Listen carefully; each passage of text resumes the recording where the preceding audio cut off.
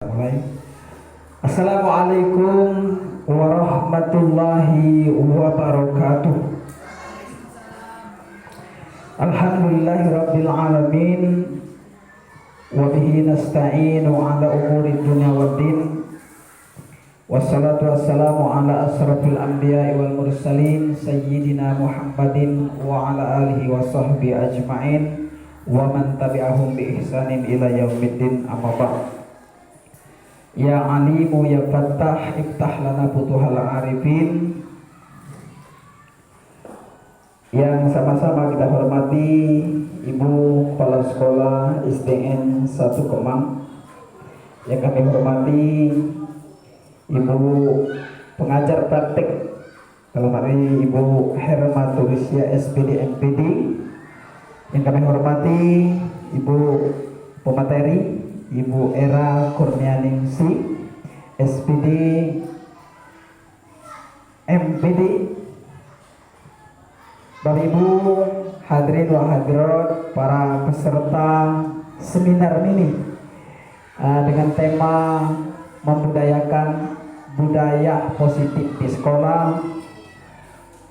Pertama-tama marilah kita panjatkan puji dan syukur kehadirat Allah Subhanahu wa taala atas berkat rahmat, nikmat serta ridhonya. Alhamdulillah kita masih dapat melaksanakan aktivitas kita sebagai pengajar sebagaimana biasanya, dan alhamdulillah pada saat ini kita dapat berkumpul di satu ruang dalam rangka insya Allah sebentar lagi akan kita ikuti secara bersama seminar mini dalam membudidayakan budaya positif di sekolah. Kemudian selawat dan salam marilah tak henti-hentinya kita adreskan buat junjungan kita Nabi besar Muhammad sallallahu alaihi wasallam, Nabi akhirul zaman, tiada nabi sesudah beliau, keluarga, pengikut hingga akhir zaman, mudah-mudahan termasuk kita, amin ya rabbal alamin. Bapak Ibu yang kami hormati, ada pun berdirinya kami di sini selaku pemandu acara dalam acara seminar ini akan membacakan tertib acara sebagai berikut. Pertama, pembukaan. Nanti akan kita buka acara ini dengan sama-sama membaca umul kitab suratul Fatihah. Kemudian rangkaian acara yang kedua, kata sambutan dari Ibu Kepala Sekolah SDN 1 Kemang, Ibu Haisa SPD SD. Kemudian rangkaian acara yang ketiga, kata sambutan pengajar praktik Ibu Hermaturisya SPD MPD. Kemudian acara yang keempat, acara ini penyampaian materi tentang menumbuhkan budaya positif di sekolah yang akan disampaikan oleh Ibu Era Kurnianingsi. Kemudian acara yang kelima, tanya jawab, dan yang keenam, testimoni atau pandangan atau pendapat tentang seminar yang kita lakukan pada hari ini. Bapak Ibu yang kami hormati, untuk menghemat waktu, marilah sama-sama kita masuki rangkaian acara yang pertama, yaitu pembukaan.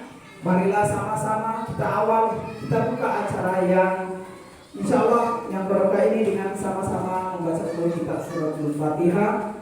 Ala hadhihi niyyah wa ala kulli niyatin shalihah. Al-Fatihah. A'udzu billahi minasyaitonir rajim.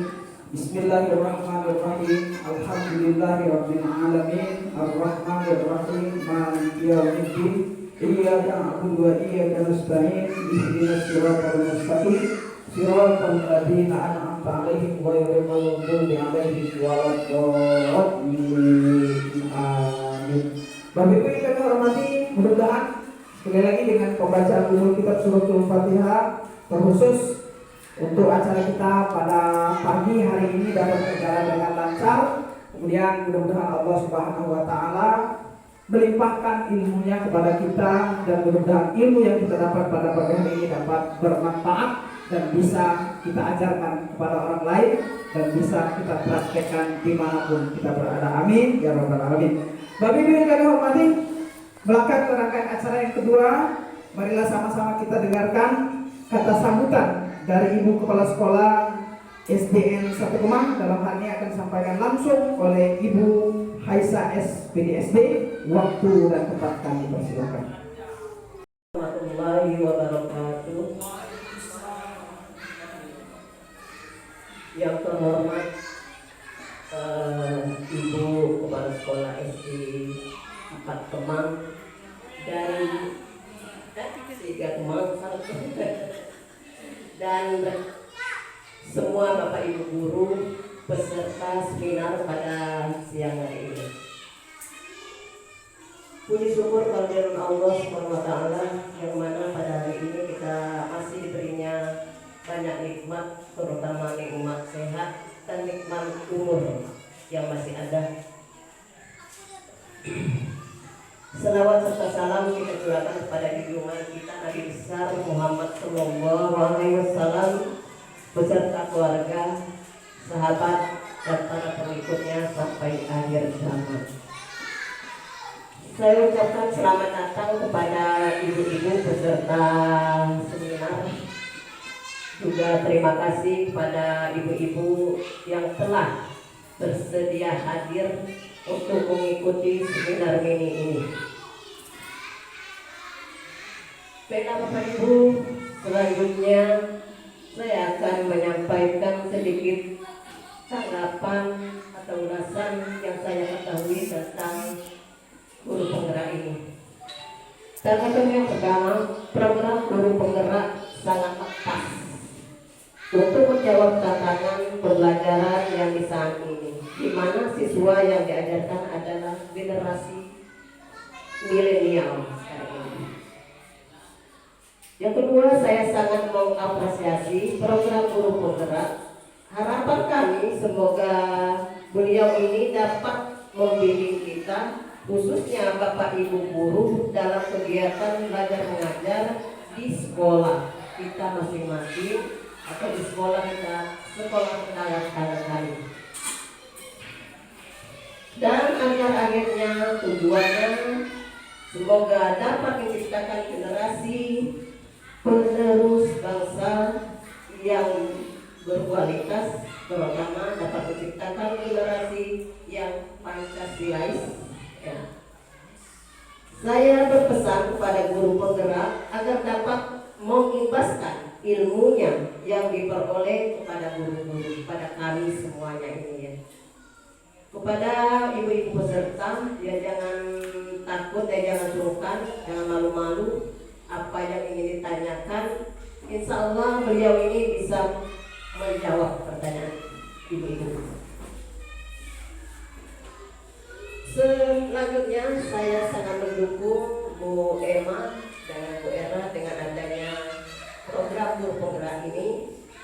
Saya mendukung yaitu pertama mengizinkan segala kegiatan yang ada pada program guru penggerak ini, baik secara moral maupun material. Saya kira itu saja Bapak Ibu yang dapat saya sampaikan dalam kesempatan ini. Akhir kata, wassalamualaikum warahmatullahi wabarakatuh. Kepala Sekolah SD 1 Kemang, mudah-mudahan apa yang disampaikan dapat dimengerti kita semua, amin ya rabbal alamin. Bapak Ibu yang kami hormati, marilah kita masuk di rangkaian acara yang ketiga, yaitu masih kata sambutan. Dalam hal ini akan disampaikan oleh yang terhormat Ibu Hermatulisya SPD MPD selaku pengajar praktik. Pada Ibu waktu dan tempat dipersilakan. Warahmatullahi wabarakatuh. Yang terhormat Ibu Kepala SD Negeri 1 Kemang, Ibu Aisyah. Yang terhormat Bapak Ibu peserta seminar dari SD 1, SD 3 dan SD 4 Kemang yang saya banggakan. Kemudian SDIT SDIT ya SDIT juga. Kemudian yang paling membanggakan ya bagi kita semua yaitu Ibu pemateri kita ya yang akan mengisi acara hari ini, yaitu Ibu Era Kurnia Ningsih. Saya ini agak sedikit lupa Era Kurniati atau Era Kurniansi. Era Kurniansi ya. Baik, Bapak Ibu peserta seminar yang saya hormati, pada kesempatan ini saya mewakili salah satu pengajar praktik yang ada di Kabupaten Musi Banyuasin ya. Jadi pengajar praktik itu tugasnya salah satu mendampingi kegiatan dari guru penggerak.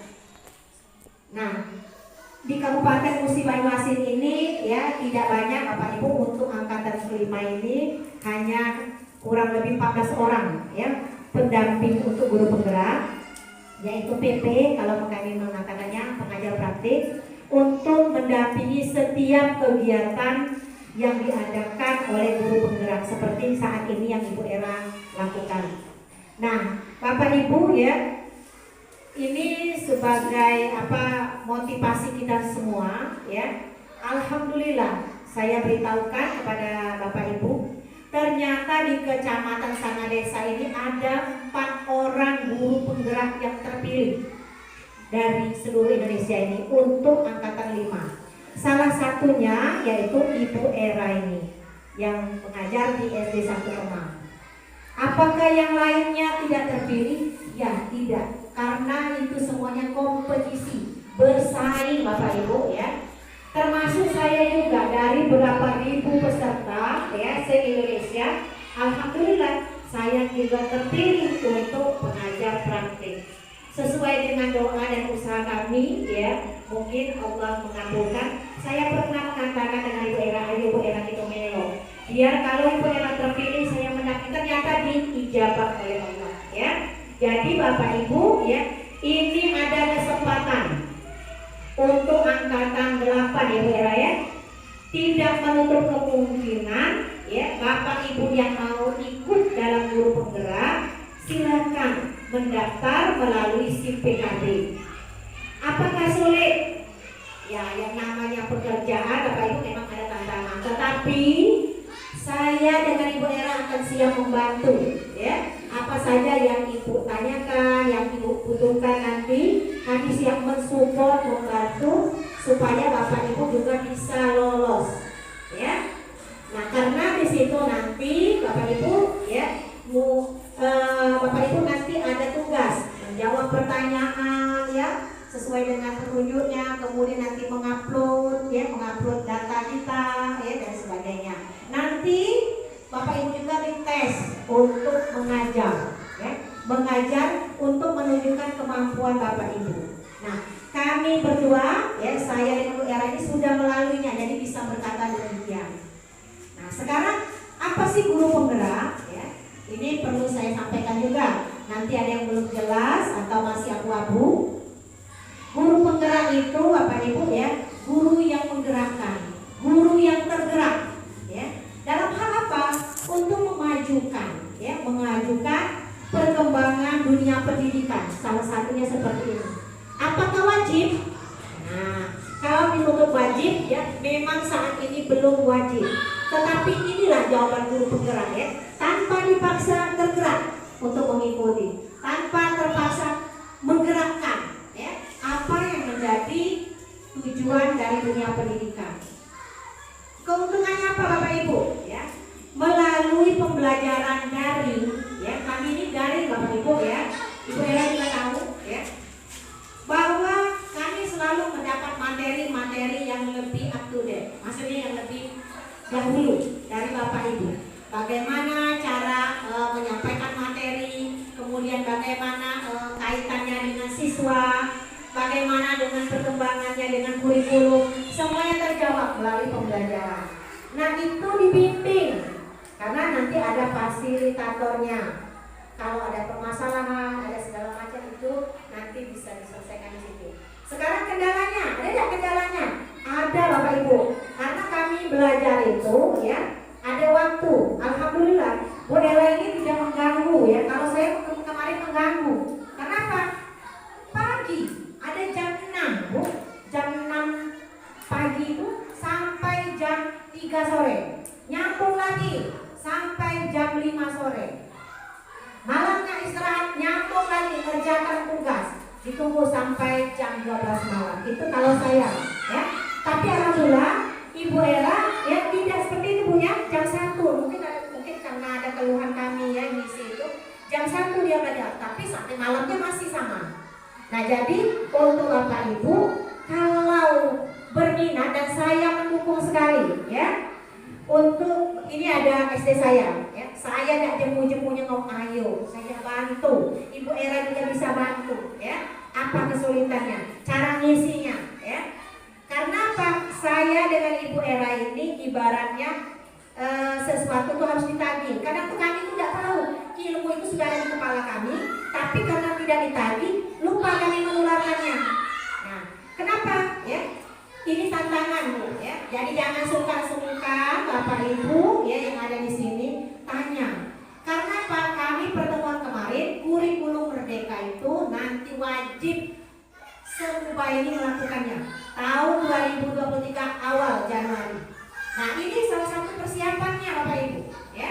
Jadi kita itu mau tidak mau ya, karena kita sudah terlibat dalam dunia pendidikan harus memahami, harus belajar ya. Jadi kalau kita tidak belajar ketinggalan kita. Nanti ada sanksi. Bapak Kepala Dinas akan memberikan sanksi karena kami kemarin seperti terpojok juga ya. Saya, Ibu Era juga ditantang. Kenapa? Gerakannya lah kami nyampaikan tapi tidak ada penekanan dari atas. Ya kami harus bagaimana? Kami kan kuasanya terbatas, ya kan? Iya, kalau kami koordinir pajak marah dengan kepala sekolah. Kalau kepala dinas mungkin pajak marah dengan kepala sekolah. Kalau kami hanya jabatannya biasa seperti itu, menyampaikan saja. Nah, nanti Bapak Ibu ya, sebelum hal ini terjadi, maka pelan-pelan sekarang Bapak Ibu ini harus mengupgrade dirinya. Kemarin kami dengan Ibu Era di SD 4 Mula, alhamdulillah jadi bahan bukti kaminya. Kemarin ngomong Ibu Era di Kepala Dinas 100 lebih Pak. Itu usaha kita yang tidak abal-abalan untuk Bapak Ibu bisa mengupgradekan dirinya di akun ID. Karena banyak Bapak Ibu akun ID itu belum aktif. Lah aktif juga dan pernah dibuka dan dipelajari karena kesibukan. Nah, nanti ini berubah ya. Ada kewajiban, ada sanksi dan sebagainya. Tapi bukan menyakiti fisik ya. Untuk kebaikan kita itulah. Karena tugas pembelajaran itu semakin kedepannya semakin berat Bapak Ibu ya. Kalau kita tidak siap. Tapi kalau Bapak Ibu siap, saya yakin semuanya jadi ringan. Karena apa? Nanti di PMM platform Merdeka Mengajar, Bapak Ibu bisa menggali. Ada sumber belajar, ada bahan acuan ya. Sekarang itu Bapak Ibu kita ini sudah terlanjur pulsa ini pakai tidak pakai paling tidak 50.000 sebulan, itulah paling hemat. Daripada kita tidak jelas manfaatnya, lebih baik kita gunakan untuk kegiatan pembelajaran ya. Mau contoh RPP ada, mau contoh buku pembelajarannya ada. Tinggal Bapak Ibu bukan saja di aplikasi atau Playstore-nya. Kalau yang belum silakan diunduh ya di PMM-nya itu. Ada contoh pembelajaran di situ. Nah, jadi Bapak Ibu ya, kita ikat kasarnya ya. Nak rajin itulah. Aman rajin kita dapat ya. Jangan dila bataskan dilanya ya. Karena apa? Tuntutan ke depan itu semakin berkompetisi. Ya, bersaing kita ini ya, bersaing sesama kita, bukan bersaing jatuhkan, bukan ya, bersaing. Mungkin nanti ada peraturan-peraturan yang bisa lihat sekarang ini Bapak Ibu ya. Untuk sertifikasi ini kita mulai banyak tuntutan. Siapa tahu nanti supaya aktif dibuat orang dengan sertifikasi, supaya siapa yang mau dapat sertifikasi harus begini. Nah, jadi yang belum mungkin semangat. Yang sudah dapat sertifikasi juga supaya terus dapat harus begini mungkin ya, tapi tidak tahu. Jadi kita ini harus siap dengan perkembangan dunia pendidikan. Nah, Bapak Ibu ya, untuk SD 1 Kemang saya sama dengan Ibu Isa mengapresiasikan sekali kegiatan seperti ini. Ini yang di belakang ada guru saya ya. Kita jangan malu untuk belajar ya.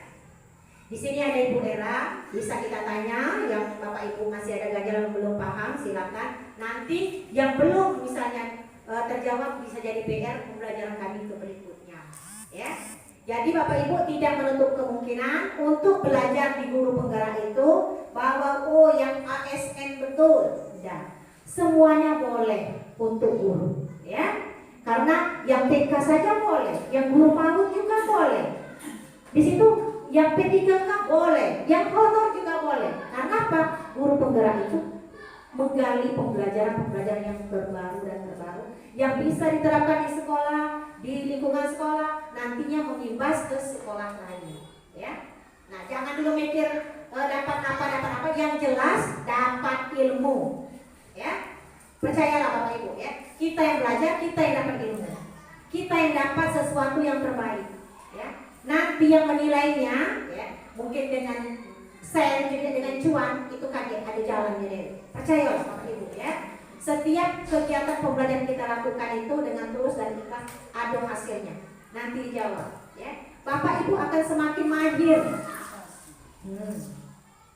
Ya, laptop. Kita hargai. Untuk Ibu Era juga pernah juga terkendala. Jadi perjuangan kita ini memang betul-betul Bapak Ibu punya pendidikan ini ya betul-betul ekstra. Ya karena ya tujuan kita tidak mungkin lagi Bapak Ibu ya. Kita ini jadi guru dan mungkin lagi tidak jadi yang lain. Jadi kita fokus usahakan. Saya yakin Bapak Ibu ya. Kalau kita baik bekerjanya hasilnya juga baik. Berusaha menjadi orang yang bermanfaat bagi orang lain. Karena sebaik-baiknya manusia adalah manusia yang bermanfaat bagi orang lain.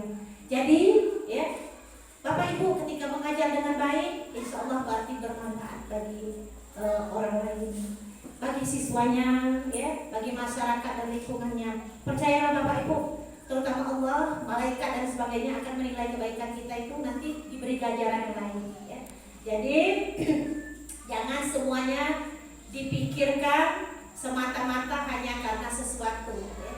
Karena di balik sesuatu itu ada sesuatu lagi. Nah, nanti bisa dijawab sendiri. Bapak Ibu yang mungkin ini saja yang bisa saya sampaikan. Selamat belajar, jangan merasa bosan. Nanti mungkin setelah ini Bu Era ini mungkin ada lagi kegiatan. Jadi kalau diundang jangan apa? Dan gila ada tukar deh. Jangan Bapak Ibu ya. Ikuti terus. Karena nanti kalau bila perlu Bapak Ibu ya buat kerja sama Bu Era karena tampil ini aku ini naik pangkat. Aku ini adonan KPN untuk fotonya menjadilah ya. Karena itu apa? Kenaikan pangkat untuk golongan 3 ke atas yang seperti ini yang dipakai Bapak Ibu.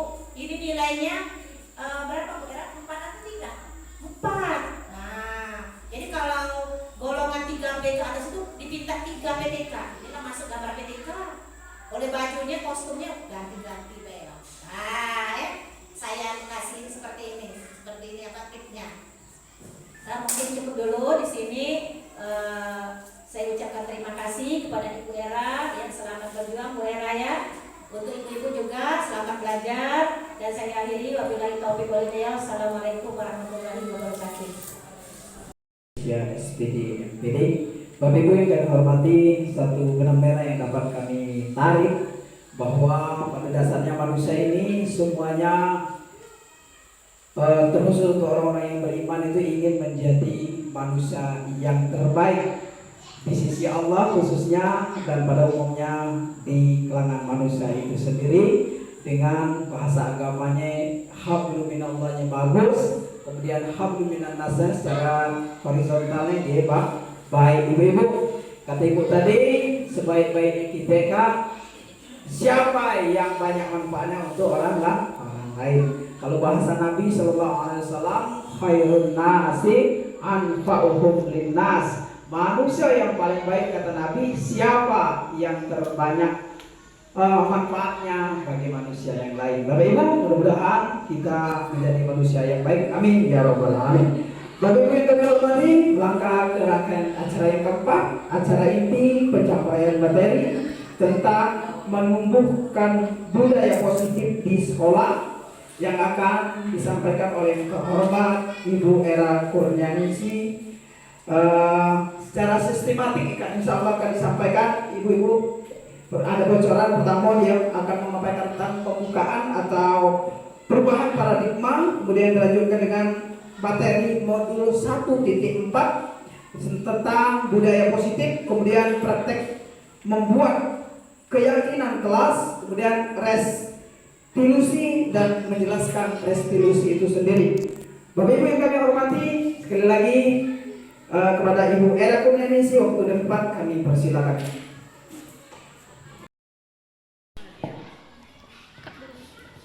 Oke, assalamualaikum warahmatullahi wabarakatuh. Apa kabar semuanya, Bapak Ibu? Alhamdulillah, luar biasa. Dahsyat, Allahu Akbar. Ya, semangat, masih pagi ya. Jadi Bapak Ibu, hari ini sharing.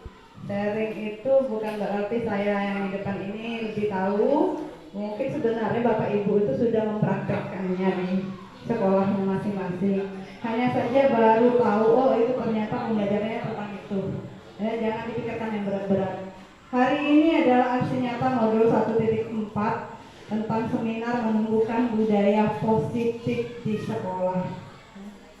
Jadi fasilitator saya itu namanya Bapak Muhammad Husni Tamrin, beliau orang Mandalika dari NTT. Lalu pengajar praktik saya kebetulan alhamdulillah dapat pengajar praktik dan merupakan kepala sekolah yang ada di kecamatan kita. Kebanyakan orang itu mempunyai pengajar praktik malah yang jauh, bukan kecamatan itu. Ada kecamatan lain mengajar kecamatan yang lain. Itu Bu Hermaturisia.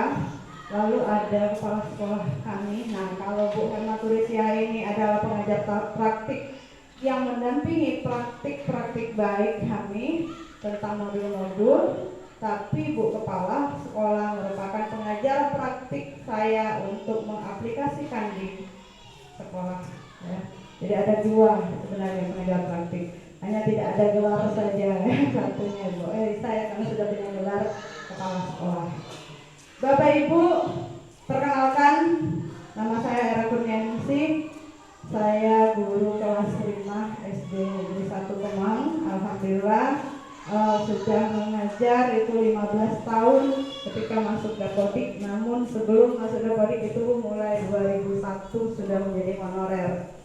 Nah, Bapak Ibu, pada modul 1.4 ini kami belajar tentang budaya positif. Sebelumnya kita akan belajar tentang perubahan paradigma. Jadi dalam suatu pelatihan itu kita harus mempunyai pemikiran yang sama ya, agar kita bisa memiliki kesamaan visi. Nah, seperti itu. Jadi kalau yang kemarin pernah baca-baca tentang kurikulum merdeka, mungkin pernah mendengar tentang budaya positif di sekolah, kita nolkan dulu. Ya, kita jadikan dulu gelas kosong. Ya, sama-sama kita belajar dari nol. Nah, ini saya ada pertanyaan pemantik. Jadi pertanyaan pemantik itu apa kira-kira yang Bapak Ibu ketahui ya? Untuk memulai, coba yang pertama. Hukuman dapat mendisiplinkan anak. Lalu pemberian hukuman dengan hal positif seperti membaca dan membersihkan halaman sekolah dapat meningkatkan disiplin anak. Lalu memberikan penghargaan dapat meningkatkan motivasi belajar anak. Saya mau dengar dulu dari Bapak Ibu. Nomor 1 mungkin Bu Herlina. Bu Herlina mau berpendapat tentang pernyataan yang pertama, hukuman dapat mendisiplinkan anak. Benar atau tidak? Oh, benar kenapa? Kalau misalnya benar tidak, itu kenapa?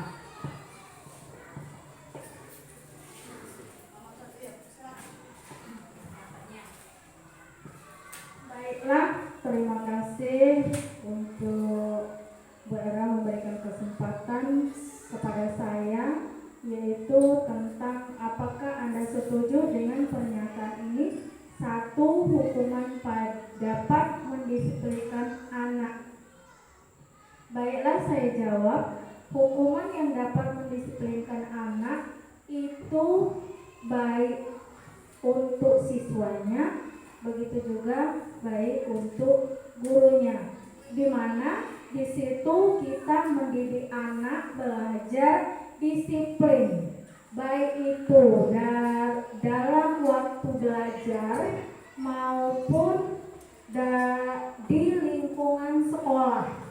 Disiplin itu kalau menurut saya itu ada satu, disiplin belajar itu anak tersebut harus disiplin sewaktu gurunya mengajar atau memperhatikan apa yang ibu bapak gurunya ajarkan kepada anak tersebut.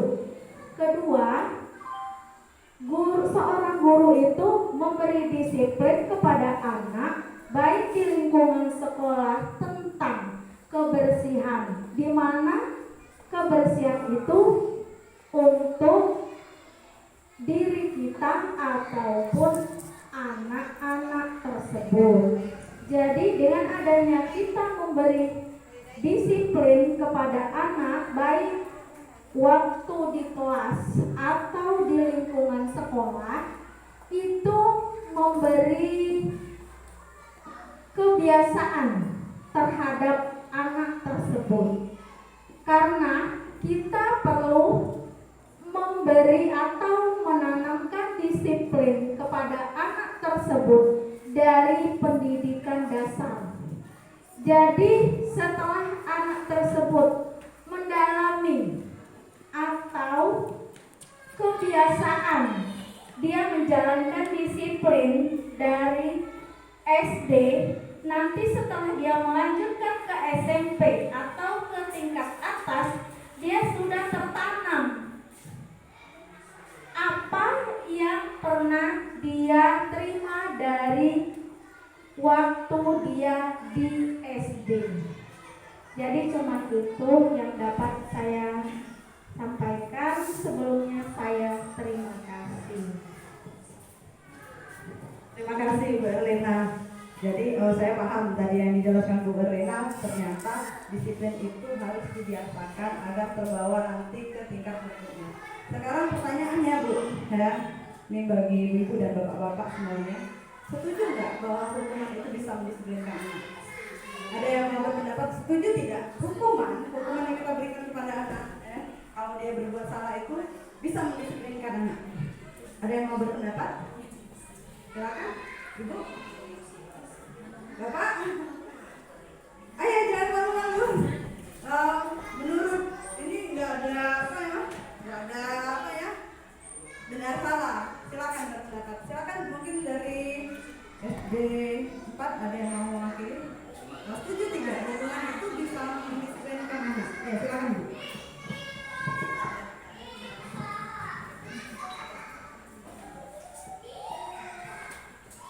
Ya, terima kasih.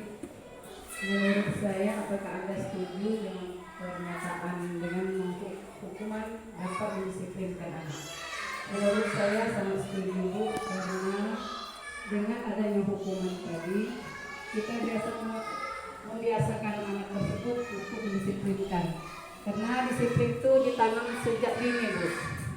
Karena dengan adanya kebiasaan disiplin, insya Allah dari disiplin dari yang paling kecil hingga yang besar, insya Allah anak tersebut bisa mendisiplinkan dirinya sendiri, baik itu dalam lingkungan sekolah, lingkungan keluarga maupun lingkungan masyarakat di sekelilingnya. Ini itulah Bu yang dapat saya sampaikan. Saya ucapkan terima kasih. Terima kasih kembali. Jadi dari SD 4 bilang setuju Bu kalau hukuman itu bisa mendisiplinkan. Coba saya mau dengar bapak-bapak. Setuju tidak bapak-bapak ini? Pak, ada Pak Sopri, ada Pak Bari, ada Pak Baru. Setuju tidak? Kira-kira hukuman itu bisa mendisiplinkan. Coba yang kuat. Bapak-bapaknya bilang setuju ya. Kita ke pertanyaan kedua. Kita nggak usah, oh itu benar atau salah nanti. Nanti kita akan belajar sama-sama. Yang kedua, pemberian hukuman dengan hal positif. Misalnya Bapak Ibu memberikan hukuman, anak-anak itu tidak bisa membaca. Nah, disuruh nulis banyak, ya. Atau dia malas buat PR, akhirnya dikasih hukuman sebenarnya mendidik, ya, mengerjakan PR, ya, seperti itu. Kira-kira setuju tidak hukuman yang positif, ya, membaca, membersihkan halaman kan positif tuh. Saya terlambat suruh bersih ke halaman, lalu tidak ikut upacara, bersihkan halaman, itu positif kan? Halamannya bersih. Nah, kira-kira Bapak Ibu setuju tidak bahwa itu bisa mendisiplinkan anak? Ada yang mau berpendapat? Coba dari SD 3. Setuju dah? Hukuman yang positif tadi itu bisa disiplinkan. Silakan. Silakan Mbak Bu Wati apa Bu? Oh ya, silakan Bu Wati. Setuju atau tidak? Iya, terima kasih Bu. Yang kedua, pemberian hukuman dengan hal positif seperti membaca. Menurut saya setuju, karena dengan siswa yang kurang bisa membaca, maksudnya dengan kita memberi hukuman tersebut, dia disiplin, terus mungkin dengan kita disuruh terus menerus setiap pembelajaran, dengan dia tidak bisa menjadi biasa dan pada akhirnya bisa. Itu menurut saya Bu. Terima kasih. Terima kasih. Jadi kompak ya, nomor 1 setuju, nomor 2 setuju, nomor 3. Kalau tadi kan bahas tuh hukuman-hukuman semua. Ini nomor 3 itu agak enak kan, ya, memberikan penghargaan. Nah, penghargaan ini bisa hadiah, bisa yang lain-lain ya Bapak Ibu ya. Dapat meningkatkan motivasi belajar anak. Setuju tidak? Ya. Coba Kak buat dikit siapa ya yang dari S1 sudah, coba Ibu dari TK harus SDIT ya, harus cerdas. Bu, yang nomor 3 setuju tidak? Kalau dari penghargaan itu bisa memotivasi anak belajar. Setuju tidak? Setuju. Ya, terima kasih. Bu Dian. Iya, sebenarnya nggak apa-apa Bu. Ini hanya pertanyaan pemantik awal untuk mengetahui Bapak Ibu sampai di mana mengetahui materi yang akan kita bahas nanti. Ya. Kita lanjutkan, kita main-main dulu lah Bapak Ibu ya. Jadi Bapak Ibu kan sudah duduk berpasangan. Mungkin Bu Nora bisa berpasangan dengan Bu Dian, silakan. Mau ibu-ibu yang sebelah kanan, ya, kanan, ya, tangan kanannya Bapak Ibu, bukan tangan kanannya saya, tangan kanan Bapak Ibu, itu ambil kertas, lalu tuliskan barang apa yang paling berharga yang Bapak Ibu punya. Ya, terserah mau intan, berlian, anak atau apa lah ya. Silahkan. Kecil aja, kertas kecil aja, tidak usah besar-besar, kecil saja. Tulis apa yang paling berharga menurut Bapak Ibu. Menurut aku berharga tuh rumahku, aku jagoan, taruh ya. Tulis rumah, tanah, berlian, emas, anak, ya. Tulis saja anakku, rumahku, berlian atau apa terserah, saya tas mahal ya. Apa saja yang menurut Bapak Ibu berharga, silakan dituliskan. Ibu yang sebelah kanan dituliskan. Ya. Bebas Bu, kecil saja dirobek karena akan saya suruh dimasukkan ke dalam genggaman. Ya, kecil saja. Ya. Yang bisa digenggam ya, kertasnya bisa digenggam. Anggaplah genggaman Bapak Ibu itu adalah brankas. Nah, jadi harta Bapak Ibu itu masuk ke dalam brankas. Harta yang paling berharga Bapak Ibu simpankan dalam brankas. Brankasnya apa? Kepalan tangan. Nah, silakan dimasukkan dulu. Lalu kalau sudah ditulis, sudah dimasukkan ke dalam kepalan tangan, Bapak Ibu berhadapan. Silakan berhadapan. Berdiri saja Bapak Ibu, silakan berdiri. Keluar dari dari bangkunya, silakan. Silakan. Berdiri. Yang kanan tadi pegang di kanan, tangan kanan ya, tangan kanan. Semuanya pegang, kepal. Nah. Saya mau bilang, kalau Bapak Ibu punya harta, biasanya dijaga dengan baik, jangan sampai orang ambil. Jadi Bapak Ibu yang sebelah kanan, tolong dijaga harta di berangkasnya itu, jangan sampai orang di depan Bapak Ibu itu mengambil. Itu tugasnya. Tapi tugas yang sebelah kiri di depannya, silahkan pakai kekuatan apapun, berusaha untuk membuka, ya, membuka kepalan tangan temannya itu. Anggap baik Bapak Ibu mau ngambil, saya mau ngambil harta teman ini biar dapat. Bagaimana? Terserah caranya bagaimana, ya. Kita mulai hitung. Bapak ya kasihkan, ya. Tapi ya kalau yang punya harta ya sekuat tenaga juga tahan, ya. Bapak Ibu kasih itu.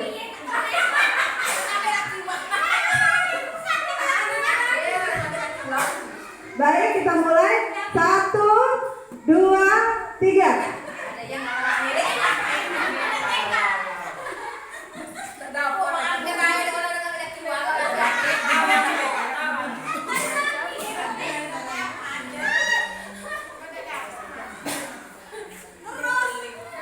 Terus waktunya masih ada. Kita kasih waktu 3 menit. Ya, kamu silakan teman yang di depan itu. Dirayu, diminta, dibujuk, dipaksa, silakan. Bapak Ibu rayu atau paksa.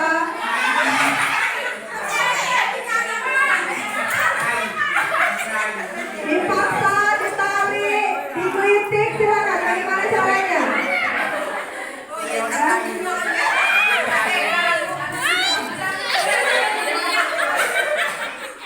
Oke.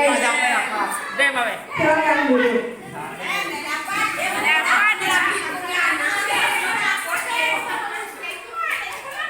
Baiklah. Bagaimana perasaannya Bapak Ibu? Perasaan yang mau diambil bagaimana? Marah. Ya. Jadi intinya, satu mempertahankan dengan kekuatannya, yang satu berusaha dengan kekuatannya juga untuk menyembuhkan. Tapi yang memegang kendali agar itu bertahan dalam tangan itu siapa? Kita sendiri. Ya, walaupun ada orang yang mau membuka, kita sendiri kan yang mempertahankan. Ya. Lalu misalnya Bapak Ibu mau membuka dengan sendiri, ya kira-kira bisa tidak? Bisa, karena Bapak sendiri yang mengendalikan. Ya kan? Mau membuka, mau menutup tangannya itu Bapak Ibu sendiri. Nah, ini permainan ini menjawab dari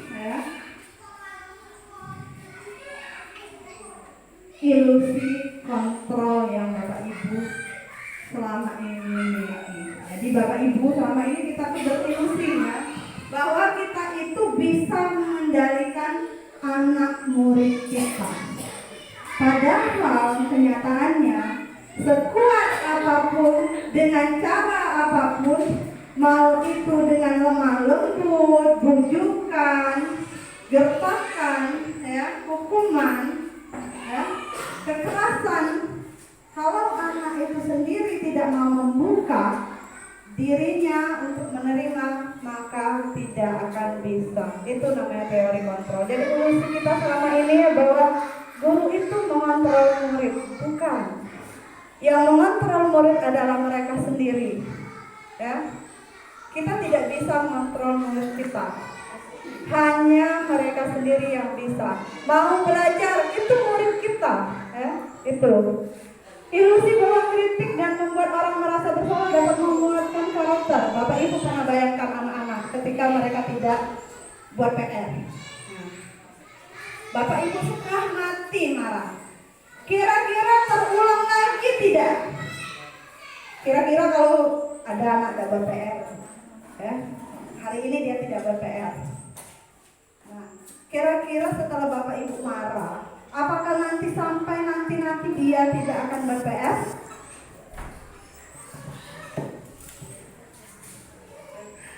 Ya kan kalau kita sudah marah pasti dia terus bikin PR. Terus Belum tentu. Nah, itu yang saya tanyakan. Jadi belum tentu hari itu dia dimarah, mungkin besok dia nurut. Tapi ngulang lagi, dimarah lagi, efektif tidak? Tidak. Itu yang saya bilang. Karena kontrolnya itu masih di guru. Ya, kalau dimarah guru baru kontrolnya masih di guru, belum di diri mereka. Lalu ilusi bahwa semua penguatan positif efektif dan bermanfaat. Yang tadi, ya kita sudah bilang, kalau anak ini disuruh nulis, pasti dia tulisannya bagus. Belum tentu. Dihukumlah dia. Yang ada terkadang timbul rasa bahwa mereka itu merasa dianaktirikan di kelas. Ya. Kawan-kawan belajar hal lain, dia disuruh nulis TWA. Ya. Dianaktirikan, merasa dia dihukum, dapat hukuman keras. Seperti kita orang dewasa ketika dapat hukuman itu tidak ada perasaan yang bahagia, yang ada adalah perasaan susah. Ya. Lalu ilusi bahwa orang dewasa memiliki hak untuk memaksa. Ibu, bapak punya anak-anak di rumah kan, yang sudah menikah, ya. Sudah menikah semua belum? Ada yang belum, ya. Jadi ini ilmu juga yang belum nikah. Kalau yang sudah nikah, ya, pasti punya anak di rumah. Apakah anak kita itu kita paksa akan terus mengikuti kehendak kita? Tidak. Hanya dia tidak lapar, kita paksa makan. Kira-kira mau nggak nurut? Banyak sekali Bapak Ibu ya alasannya seperti itu. Seperti itu. Kira-kira kontrol itu terletak hanya pada mereka, bukan kita. Kita tugasnya adalah menuntun, ya, membantu, mengarahkan ke kebaikan. Gitu. Selanjutnya, siapakah yang sesungguhnya memiliki kontrol? Ya, tadi sudah terjawab ya. Kita mencoba mengubah orang agar berpandangan sama yang kita. Misal, saya bilang tentang sesuatu hal kepada Bapak Ibu. Apakah Bapak Ibu, saya bilang, Bu Sujar cantik. Apakah semua orang akan setuju? Belum tentu. Bagi orang yang benci dengan Bu Sujar pasti ngomong jelek. Ya, itu. Apakah kita bisa memaksa orang seperti itu untuk sama? Tidak. Nah, seperti itu juga perilaku buruk dilihat sebagai suatu kesalahan. Bu, Bapak, kalau anak kita nangis di rumah, ya, ngamuk-ngamuk, ada alasannya tidak? Ada. Kira-kira ketika dia menangis itu dia tuh ada ikhtiar, ya? Minta apa? Minta perhatian, minta dipenuhi kebutuhannya. Misalnya dia pengen jajan, artinya dia minta dipenuhi jajannya. Jadi semua perilaku buruk manusia itu ada alasannya. Ya itu, ya, begitu juga anak-anak kita. Dan sebagai guru kita harus mengenali mereka, mengapa, ada apa, ya. Lalu orang lain bisa mengontrol saya. Nah selama ini ya, kalau kita ngobrol-ngobrol sama-sama guru, kami cuma guru. Kalau tidak kate sekolah, tidak baca ini, ya. Itu salah Bapak Ibu. Yang bisa membuat diri kita maju itu kita sendiri. Terus terang untuk ikut program ini memang harus ada izin dari kepala sekolah. Tapi ada keinginan dari diri saya sendiri, gitu kan? Jadi ketika kita punya keinginan, gimana pun caranya kita akan selesaikan hambatannya. Itu. Jangan pernah malu. Saya pernah belajar dengan anak-anak yang baru tamat kuliah S2 matematika ketika saya mengerjakan tugas-tugas PLPG. Tidak jadi masalah. karena saya nggak bisa. Nah itu ya. Lalu pemaksaan ada pada saat bujukan gagal. Nah, jadi bapak ibu misalnya ada anak nangis, dibujuk dulu pasti kan. Lana, diam Lana, ya itu kan. Tapi kalau anaknya ngamuk-ngamuk, keluar. Ya. Nah, benar kan bapak ibu ya? Keluar pemaksaan. Tapi kira-kira anak yang nangis tadi pas kita keluarkan itu kira-kira langsung diam enggak? Yang ada malah kabur, yang ada malah ngamuk, lebih besar lagi ya. Seperti ini juga anak didik kita. Lalu ketika kita menghadapi anak, kita jangan selalu merasa benar atau menang. Ya. Saya itu guru, kamu anak murid. Nah, itu dihindari.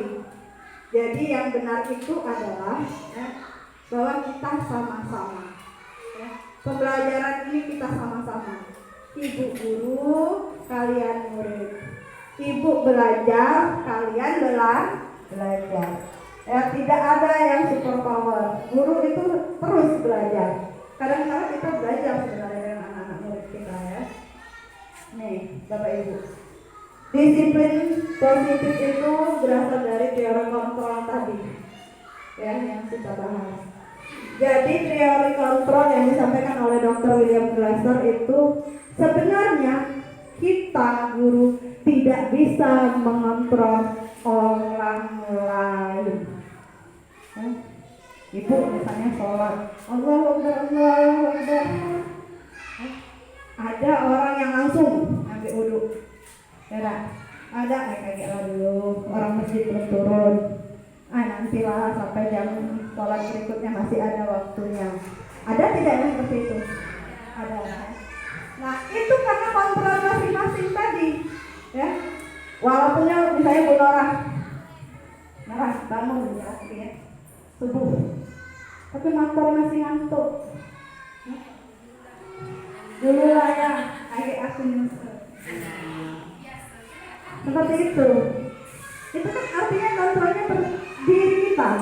Walaupun tadi lakinya lah muncul, ayolah. Oke, ya. Lalu semua perilaku memiliki tujuan. Ya. Jadi Bapak Ibu kalau anak itu ada yang hobi berkelahi, kita pelajari kenapa. Lihat latar belakang keluarganya, lihat masalah ekonominya, ya, lihat didikan orang tuanya di rumah. Ya. Kita tidak bisa memaksa fondasi yang sudah dibuat langsung berdiri tegak. Ya. Harus sedikit demi sedikit.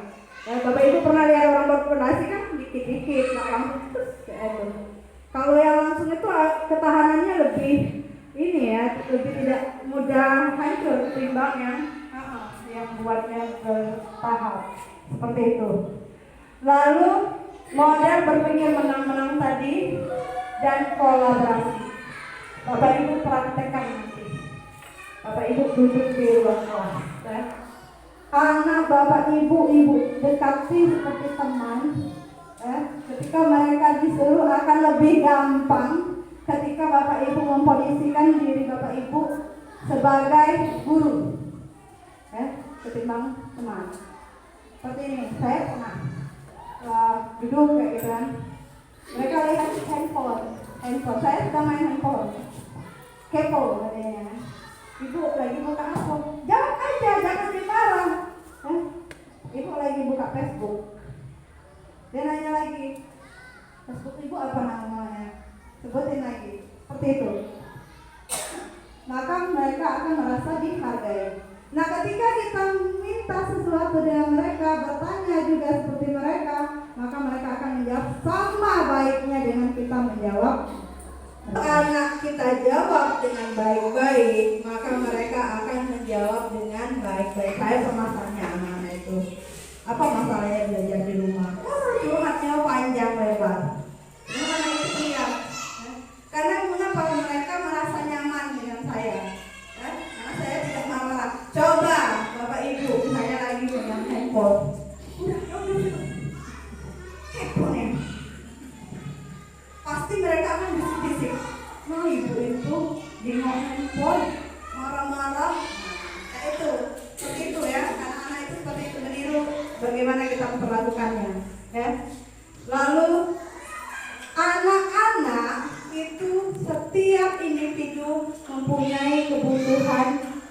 yang beda.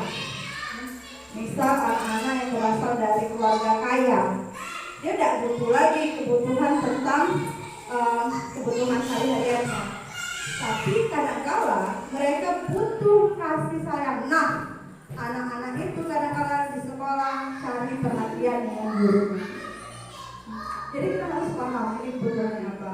Misal di kelas itu, apakah semua anak bapak ibu bisa membaca? Tidak. Coba Ibu Nora, kalau misalnya yang lancar baca, itu Bu Nora bagaimana mengajarnya dengan bapak? Kalau misalnya yang kurang, bagaimana mengajarnya? Sama atau beda? Akan lebih bagaimana dengan yang tidak bisa baca? Kalau sama yang belum bisa baca, kita beri perhatian khusus, Bu. Atau beri bimbingan khusus terhadap anak yang belum bisa membaca tersebut. Lebih didekati, Iya. lebih dikasih perhatian. Ya. Seperti itu, saya rasa Bapak Ibu setuju ya yang lainnya. Ya. Nah, jadi kebutuhan dasar manusia itu ada yang pertama bertahan hidup, itulah makan. Kira-kira bertahan hidup itu minum, pakaian, yang seperti itu ya, lima pokok. Lalu penguasaan. Jadi anak-anak itu mau diakui ketika mereka bisa sesuatu. Jadi Bapak Ibu, jangan diberi gelar anaknya di kelas itu ya. Jangan diberi gelar. Sebenarnya mereka itu sudah diciptakan oleh Allah itu sebaik-baiknya manusia. Hanya saja ada yang butuh bimbingan kita khusus seperti kata Bu Nora tadi. Ada yang tanpa dibimbing dia nggak bisa mandiri, ya itu. Tapi semua anak itu pengen diakui kalau dia bisa ini. Tidak rugi Bapak Ibu puji. Misalnya dia nyanyi, oh bagus nih yang suaranya nyanyi sih kak. Misalnya anak itu bisa nari, misalnya dia tampil di pesta nari. Besok Bapak Ibu ceritakan di kelasnya. Wah Ibu bangga. Saya Raihan kemarin Ibu lihat dengan Cindy bawa senjang.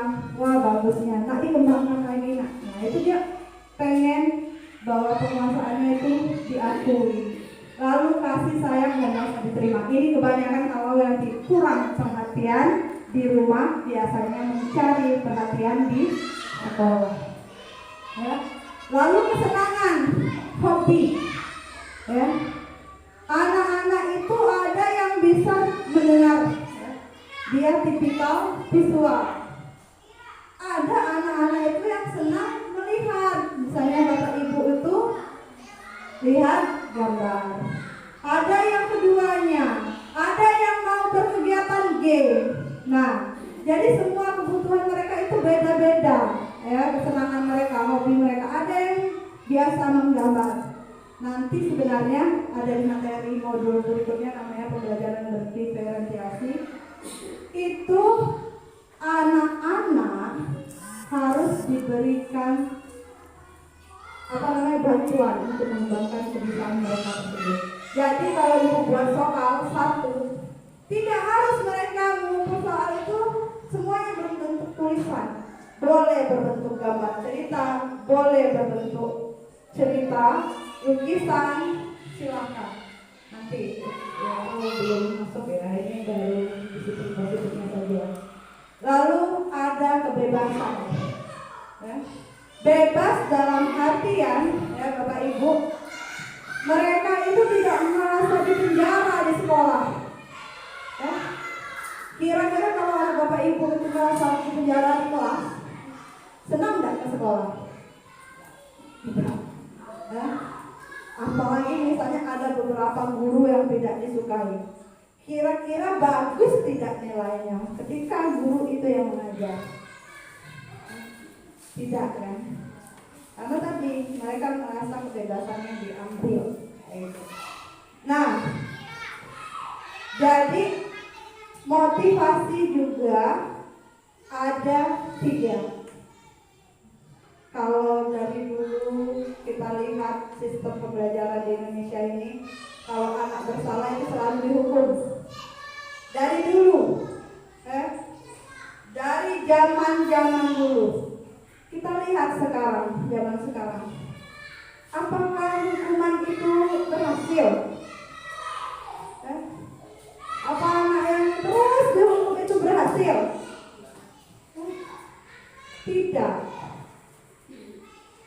Lalu anak-anak yang terbiasa kita kasih penghargaan, dipuji, dikasih hadiah, dikasih imbalan, ya. Apa anak-anak itu berhasil hidupnya? Belum tentu. Anak-anak yang berhasil adalah anak yang mempunyai motivasi dari dalam dirinya. Itu. Nak di mana baik dia berada, bekerja di mana saja, ya. Maka orang yang mempunyai motivasi menjadi atau menghargai diri mereka sendiri, maka dia akan berhasil, ya, mau dimanapun. Nah, di kurikulum Merdeka Mengajar ini adalah tujuan akhir dari kurikulum Merdeka Mengajar, menciptakan bahwa siswa kita itu mempunyai karakter profil pelajar Pancasila, ya. Jadi Bapak Ibu tidak usah panjang belajar tentang kurikulum Merdeka itu akhirnya anak yang punya karakter, bukan anak yang punya ranking, bukan anak yang punya prestasi A, B, C, D, ya, tapi karakter, ya Bapak Ibu. Sebelum digaung-gaungkan kurikulum Merdeka, Bapak Ibu mungkin sudah pernah dengar dengan karakter, ya kan? PPK, pendidikan penguatan karakter. Ya, zaman dulu tuh masih ingat, yang cerdas, ya, berkarakter, menyenangkan, luar biasa, hebat. Ada tepuk PPK. Sekarang dikuatkan lagi dengan karakter profil pelajar Pancasila. Kita lanjutkan, ya.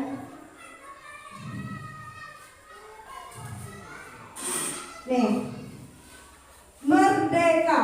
Merdeka itu apa? Ya. Ini fondasi kurikulum belajar merdeka, ya, dari Bapak Ki Hajar Dewantara. Merdeka itu artinya tidak hanya terlepas dari perintah, bukan berarti orang itu bebas, tapi menjadikan murid itu bisa memerintah diri sendiri.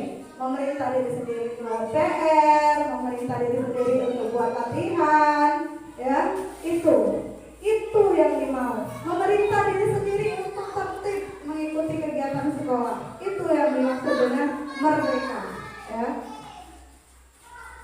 Lalu dalam hubungannya dengan kurikulum merdeka ada penerapan yang namanya restitusi. Kalau kemarin Bapak Ibu pernah anak-anak berbuat salah, disuruh anak-anak itu untuk memperbaiki kesalahannya melalui hukuman. Nah, sekarang tidak lagi. Di kurikulum mereka itu ada namanya istilahnya restitusi, perbaikan, ya. Jadi proses menciptakan kondisi bagi murid untuk memperbaiki kesalahan mereka sehingga mereka bisa kembali pada kelompok mereka, ya. Maksudnya misalnya di kelas itu ada satu orang anak yang berbeda, mungkin lebih agresif, suka bermain, lebih suka berbuat onar, ya, di antara teman-temannya di kelas. Nah, bagaimana mengembalikan anak satu ini menjadi kelompok anak yang baik di kelasnya? Itu namanya restitusi. Jadi restitusi itu bagaimana? Nih, bukan untuk menebus kesalahan, namun untuk belajar dari kesalahan. Lalu memperbaiki hubungan antara mereka dengan teman, antara mereka dengan guru. Lalu ditawarkan, diberikan kesadaran, bukan memaksa, ya. Lalu restitusi itu merupakan dikasih pencerahan, ya kan? Lalu mencari kebutuhan dasar yang mendasari tindakan. Jadi mengapa kita sebagai guru, ini juga sebagai guru mencari tahu kenapa dia berkelahi, ada alasannya. Jangan mendengar sebelah pihak, ya, harus mendengar kedua-duanya. Lalu cari cara yang paling baik untuk menyelesaikan, ya.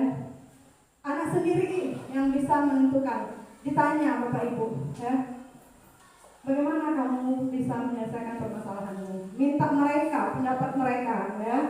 Lalu fokus pada solusi, bukan cari benar salah, ya. Itu.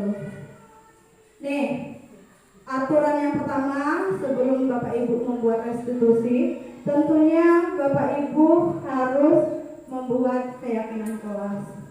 Sebenarnya saya kemarin itu pengen praktek, tapi waktunya nanti terlalu panjang, ya.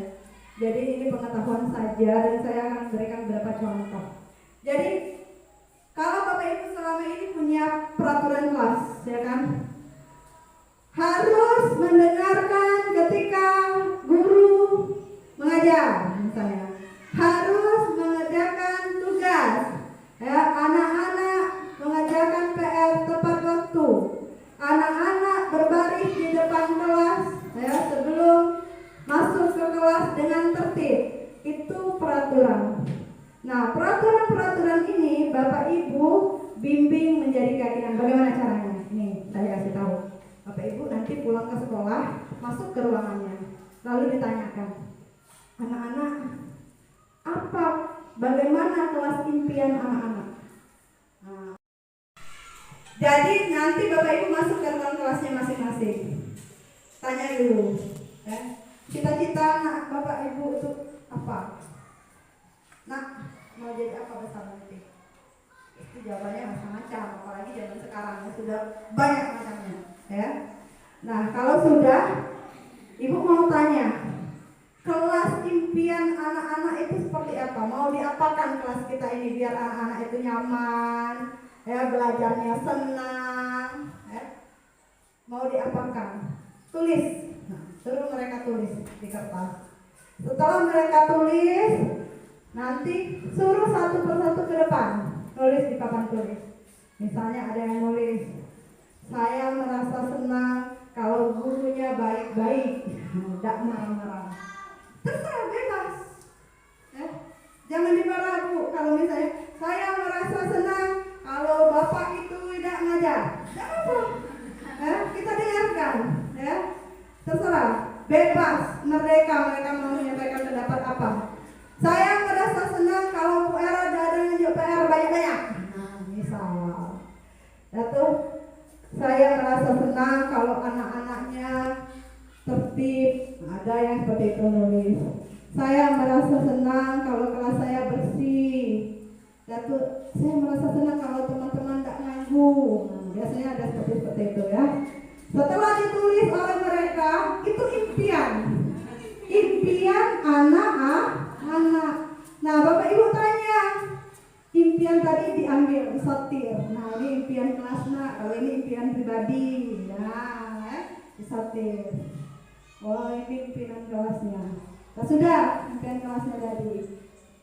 Ada berapa poin? Saya ada 7 poin. Nah, yang impian pertama ini bagaimana biar bisa terjadi? Nah, Bu, biar bisa kelasnya nyaman, misalnya bersih, berarti Bu piket. Nah, tulis, kami selalu membersihkan kelas. Mereka, ya, kami selalu Nah, itu adalah keyakinan. Dari peraturan ke keyakinan. Soalnya Bapak Ibu di sekolah sudah ada peraturan kesepakatan kelas yang disepakati bersama mereka. Bapak Ibu tinggal tempelkan aja. Oh, anak-anak, kemarin kita buat peraturan atau kesepakatan kelas nih. Masih ingat gak anak-anak? Masih. Nah, kita buat keyakinannya, nak, ya. Keyakinannya bagaimana biar ini bisa terwujud. Itu yang maksudnya keyakinan kelas. Setelah keyakinan kelas terbentuk, ya, disepakati, Bapak Ibu tidak usah bilang harus ada sanksi. kita tidak main sanksi lagi ya. Kita mau membuat bahwa itu adalah kesadaran diri ya. Nih, Bapak Ibu lihat ada yang sebelah kiri saya, ada yang sebelah kanan saya. Judulnya sama. Kesepakatan kelas ya. 1. Datang tepat waktu, mengucapkan salam, menjaga kebersihan sekolah, berdoa sebelum dan sesudah kegiatan, aktif dalam pengerjaan tertib. Lalu di sini juga namanya kesepakatan kelas juga ya. Kami guru dan murid yang saling menyayangi.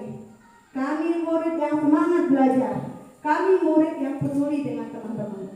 Nah, pertanyaannya, yang mana yang merupakan keyakinan kelas? Yang sebelah kiri Bapak Ibu atau sebelah kanan? Siapa yang mau berpendapat? Sebelah kanan. Coba Bu Nora ngomong biar yang lain nanya. Yang mana yang keyakinan kelas? Menurut saya yang sebelah kanan, Bu. Kenapa? Karena sebelah kanan itu yaitu dari diri sendiri. Iya. Ya. Setuju tidak Bapak Ibu? Setuju. Atau ada yang beda? Kami nak yang kiri dan kanan. Kalau Bapak Ibu sudah setuju, berarti saya tidak usah nanya lagi. Kira-kira kemudian setuju tidak itu yang sebelah kanan? Setuju ya. Jadi ternyata setelah kita cerita-cerita Bapak Ibu sudah paham nih. Nanti judul walaupun nanti Bapak Ibu buat kesepakatan kelas ya, tapi itu sebenarnya isinya keyakinan kelas ya, yang dilakukan sendiri dan diyakini sendiri oleh murid. Tulisannya kami guru dan murid. Ada berapa poin yang harus ada kami guru dan murid? Ada poin yang hanya murid saja sesuai dengan kesepakatannya. Nah, membuat keyakinan kelas ini bisa dengan tabel Y atau tabel T. Apa berarti tabel Y dengan T? Kalau Y itu terlihat, terdengar, berperilaku, ya. Anak terlihat hormat, ya. Bagaimana? Anak terdengar hormat, bagaimana? Anak hormat itu seperti ini, ya. Tindakannya seperti ini. Lalu perilakunya seperti ini. Itu kalau tabel Y. Ini hanya tabel membantu Bapak Ibu untuk buat. Ada juga tabel T. Yang kanan, misalnya anak hormat. Nah, hormat itu tampak seperti apa anak-anak? Anak-anak tuh hormat tuh seperti apa? Kan anak-anak ini yang buat Bapak Ibu, bukan Bapak Ibu. Bapak Ibu tinggal kasih kertas buat tabel T. Hormat misalnya. Nah, yang kanan itu tampak hormat itu seperti apa? Sebenarnya hormat itu berarti ikuti semua kata guru ya, mungkin ya. Seperti itu. Menyapa guru misal ya. Nah, yang tidak hormat apa? Nah, ini tak pendapat mereka sendiri. Itu hanya tabel bantuan ya. Lalu nih, ini peraturan, itu keyakinan kelasnya. Selalu kembalikan buku ke tempatnya. Nah, keyakinan kelas yang ingin kita bentuk kepada anak adalah tanggung jawab.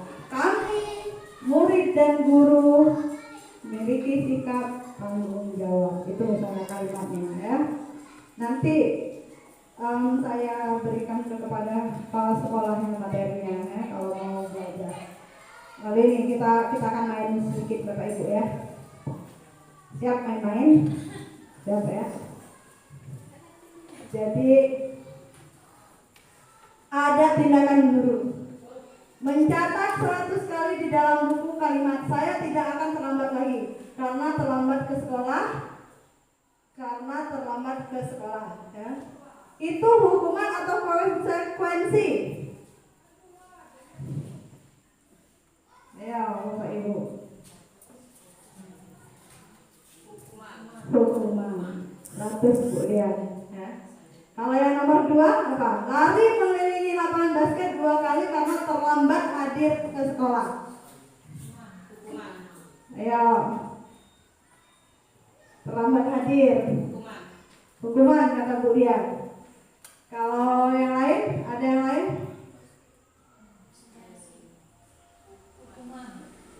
Hukuman juga. Tidak ada yang bilang konsekuensi. Ya. Mereka terlambat hadir ke sekolah. Konsekuensi, karena ada di keyakinan kelas biasanya. Membersihkan coretan yang dibuatnya di meja tulis. Konsekuensi. Murid diminta untuk push up. Nah, apa itu? Hukuman. Lalu menggantikan kertas tugas teman yang telah dicoret-coret. Konsekuensi. Berjemur di lapangan basket pukul 12 siang. Oh, panas-panasan. Karena mengobrol dengan teman. Hukuman. Nah, alhamdulillah Bapak Ibu sudah bisa membedakan antara hukuman dan konsekuensi. Ya. Ini tadi prosedur pembuatan kelas. Ini contohnya. Nanti Bapak Ibu pulang dari sini ngobrol lah dengan kepala sekolah seperti yang saya lakukan. Saya ngobrol dulu dengan kepala sekolah, minta dukungan dulu. Bu, aku lo belajar tentang keyakinan kelas. Aku mau praktekkan dengan anak. Karena kan ini menyita waktu pembelajaran, ya. Setelah itu Bapak Ibu bertanya dulu tentang kelas impian, ya. Itu yang di atas, hari yang berbeda, ya. Setelah mereka menuliskan kelas impian, saya minta mereka membuat beberapa keyakinan kelas, ya, di dalam kertas yang sudah saya siapkan, ya. Kertas itu kemudian saya minta mereka untuk menempelkan di papan tulis, lalu saya bacakan dan mereka setuju, ya. Setuju anak-anak? Setuju. Oke, nanti ibu akan buat dalam bentuk poster, bisa bentuk seperti yang saya buat ini di sampah, ya, seperti ini. Nah, nanti ditempelkan di kelas. Kebetulan di kelas 5 itu selalu beriman dan bertakwa kepada Tuhan Yang Maha Esa. Nah, mereka sudah tahu ketika saya bilang keyakinan kelasnya itu berarti yang dilakukan adalah apa? Berdoa, seperti itu sesudah dan sebelum belajar, ya kan? Lalu mereka bersalaman, ya. Lalu mengaji di rumah. Dia sudah tahu kalau saya bilang keyakinan kelas ini, apa yang harus kalian lakukan? Mereka bisa menyebutkannya. Nah, karena mereka yang buat, Bapak Ibu, bukan Bapak Ibu yang menentukan. Baca Yasin, Bu, kita hari Jumat, mereka yang bercerita, ya, seperti itu. Nah, ini hanya sekedar contoh yang sudah saya lakukan. Jadi Ibu Bapak ini menjawab yang pertanyaan pemantik di depan, ya. Ternyata dihukum oleh penghargaan. Jadi penghargaan itu belum tentu mempunyai dampak yang positif. Penghargaan menurunkan kualitas, lalu penghargaan mematikan kreativitas, penghargaan mengurangi motivasi intrinsik. Jadi ini ada sebuah cerita. Di sebuah universitas itu ada beberapa siswa yang membuat karya tulis, ya. Ketika mereka belum bisa, mereka itu mati-matian membuat karya tulis yang baik. Tapi ketika mereka sudah diberi penghargaan, ternyata lambat laun itu malah jelek tulisannya. Karena tadi sudah tergantung dengan yang namanya penghargaan, ya. Lalu yang kedua, mematikan kreativitas. Ini hadiah dan penghargaan. Anak-anak kadang-kala dia belum tentu bisa puisi, tapi kalau nak menang di puisi bekerja keras. Padahal itu bukan hobinya, tapi memaksakan diri. Nah itu. Nah, akhirnya apa yang terjadi? Padahal dia bisa berkreativitas yang lain, misalnya menggambar. Malah dia karena nggak hadiah yang tadi, ya udah akhirnya yang itu tinggal, yang ini tidak dapat.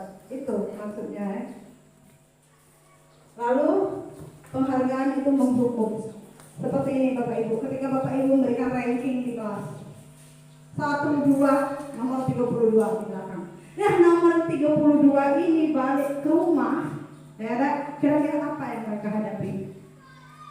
Apa? Yang pertama. Yang nomor 32. Yang dihadapinya apa? Ada yang bisa berpendapat? Saya, siapa yang dihadapinya? Pasti orang tua. Apa yang dikatakan orang tua? Kira-kira baik atau buruk? Buruk. Nah, ini ya, penghargaan menghukum.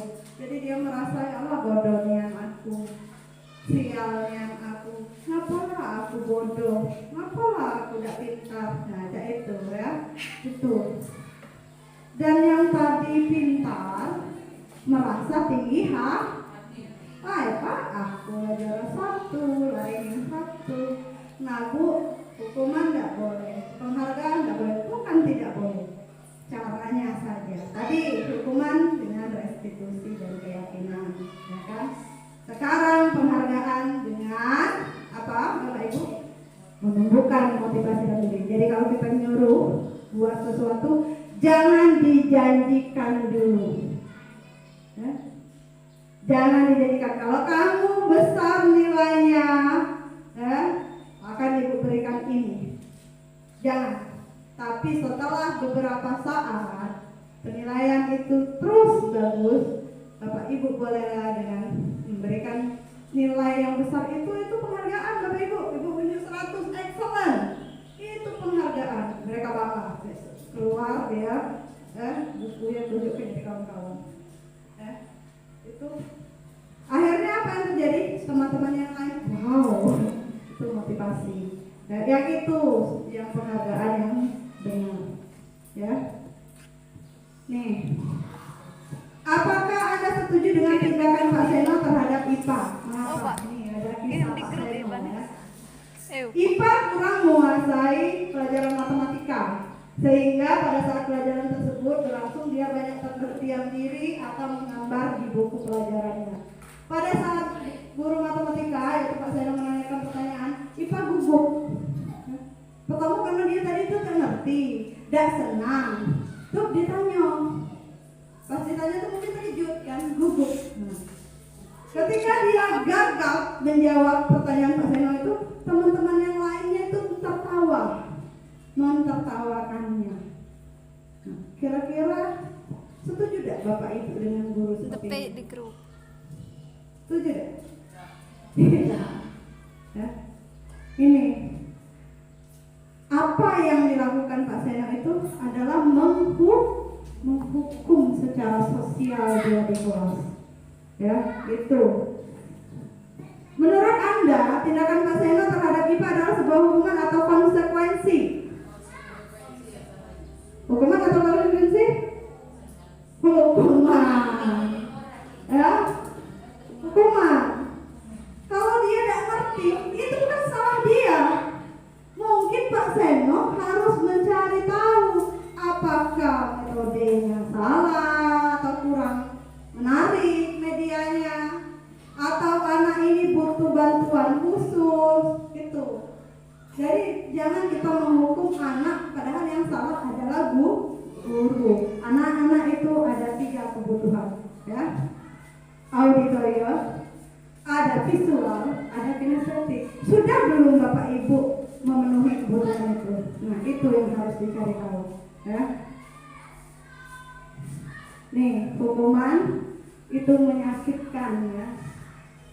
Lalu walaupun bukan fisik, kadang perasaan, ya. Lalu hukuman juga itu memaksa. Nah, itu. Kalau konsekuensi, dia itu tidak terpaksa, nah itu karena dia sudah tahu peraturannya ini, jadi saya harusnya seperti ini, sadar, ada kesadaran sendiri, ya. Nih, kebutuhan dasar manusia tadi sudah saya jelaskan, jadi tidak usah saya ulangi lagi. Nah, sekarang nanti Bapak Ibu pulang ke sekolah, bolehlah buat namanya lingkaran kebutuhan dasar anak, ya. Lingkaran ini Ibu kasihkan ke anak-anak.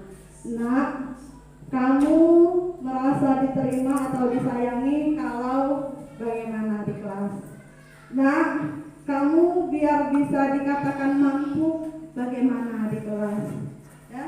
Nah, kamu merasa bebas mengungkapkan pendapat segala macam bagaimana di kelas harusnya.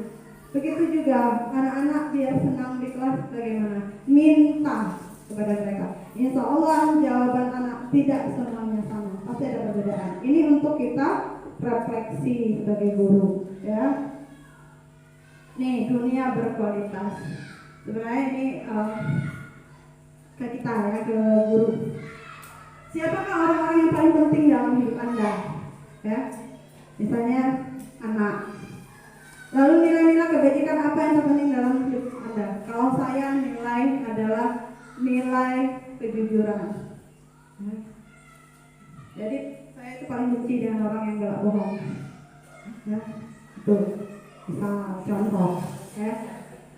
Kalau Anda menjadi orang yang ideal, karakter apa yang paling Anda inginkan ada pada diri Anda? Misalnya saya pengen jadi orang yang bisa bermanfaat bagi orang lain, yang punyai iman, takwa, dan berakhlak. Apa pencapaian yang sangat saya banggakan? Saya bangga ketika anak saya mampu melakukan ini. Ya, anak didik ya misalnya. Apa pekerjaan ideal bagi saya? Nah, Bapak Ibu sekarang bertanya. Sebenarnya guru itu pekerjaan ideal bukan? Kalau misalnya Bapak Ibu masih menjawab bahwa guru itu sebenarnya kebetulan ya. Nah, itu ditanyakan lagi ke hatinya ya. Bagaimana kalau guru hanya tercebur saja kira-kira bahasanya bagus atau jelek? Nah, itu. Lalu ceritakan bagian perjalanan hidup. Ingat-ingat lagi. Bapak Ibu jadi guru itu perjuangannya bagaimana? Nah, ingat-ingat lagi.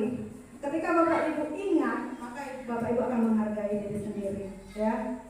Akan berusaha bertahan lebih baik. Nih, Bapak Ibu saya ngebut ya. Kasihan Bapak Ibu waktunya sudah panjang. Jadi ada 5 posisi kontrol. Selama ini terus terang sebelum mempelajari guru penggerak ini saya batas teman atau pemantau bagi anak-anak didik saya. Tapi setelah saya belajar, saya menyadari bahwa untuk menumbuhkan diri anak sendiri itu dapat menghargai diri mereka sendiri, saya harus menjadi manajer bagi anak-anak didik sendiri. Bagaimana itu Bapak Ibu? Nah, ini nanti ada praktek segitiga restitusi, ya.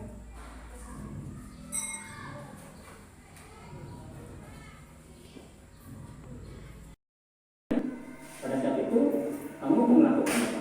Ya saya langsung matain mereka lah Pak. Kesel banget, saya bentak-bentak dia depan teman-teman lain. Oh begitu.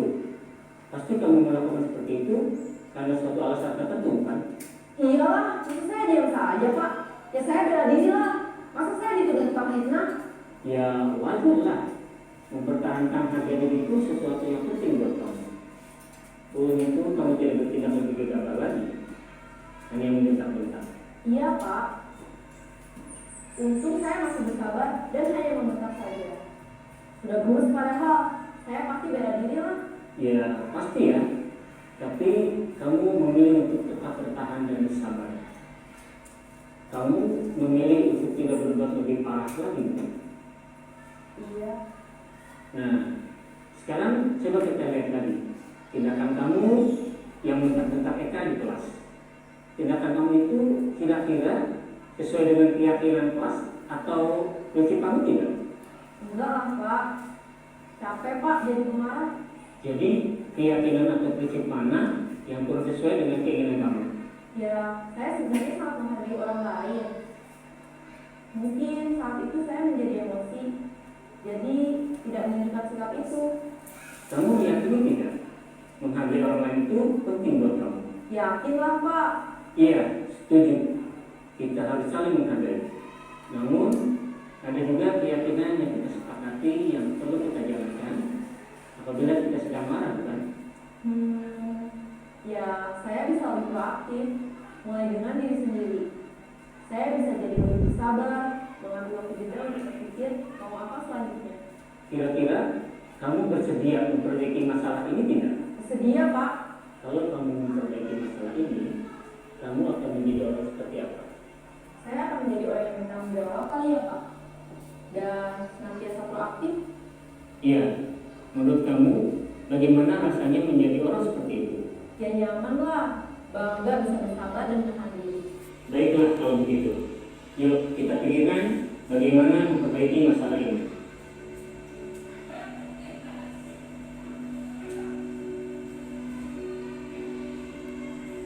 Ibu dan Bapak Guru hebat.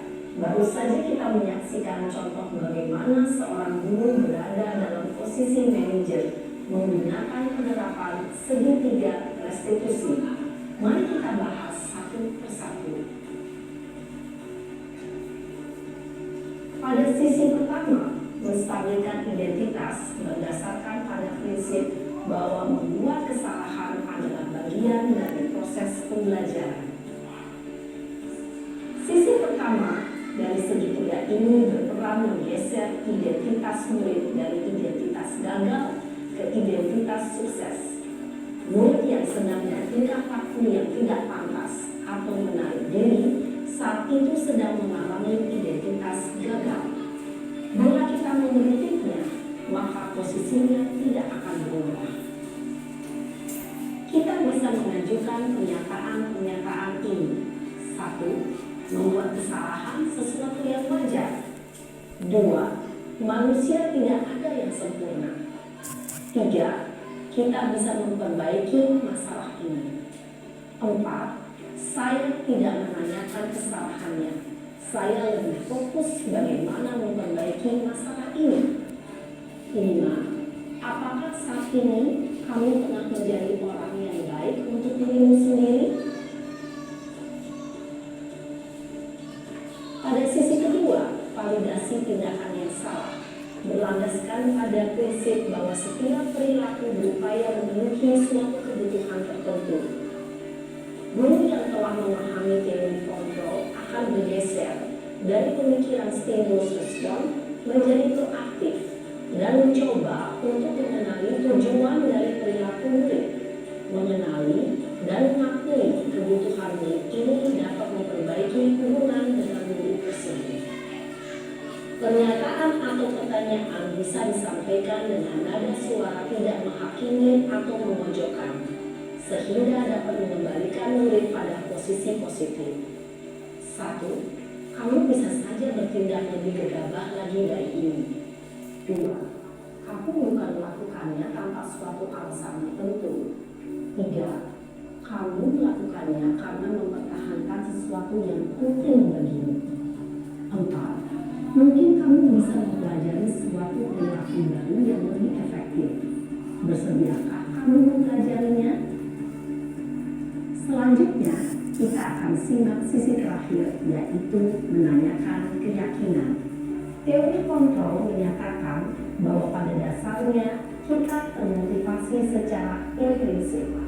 Pada saat perilaku yang salah telah divalidasi dan identitas sukses telah stabil, maka murid telah siap menaikkan keyakinan-keyakinannya dengan tindakannya yang salah dan pemikirannya telah bergeser untuk menjadi orang yang dituju.